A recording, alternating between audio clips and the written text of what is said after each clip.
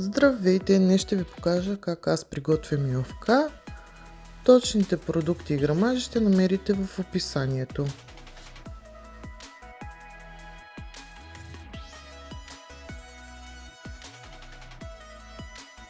Трябва ви една тенджерка с вода, изчакваме да заври.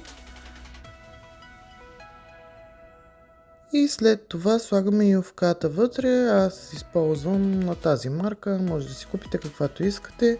Половината пакет слагам, тъй като е за детенцето ми и целият е прекалено голяма доза.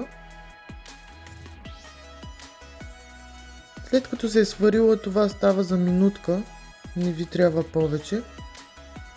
Я отсеждам от водата и я връщам в тенджерката. Слагам малка бучка масло, мляко, колкото да покрие юфката. Не се притеснявайте, че ще стане по-водна, то с времето и изстиването си попива доста. Слагам и 3 супени лъжици захар, за дете по-сладичко. Вие, ако искате, я намалете като количество.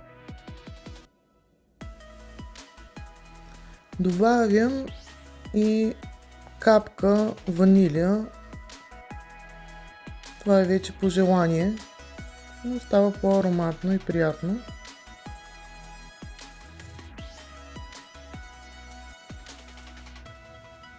Бучката сирене натрушавам около 30-40 грама или на око, ако обичате повече сирене, сложете си повече.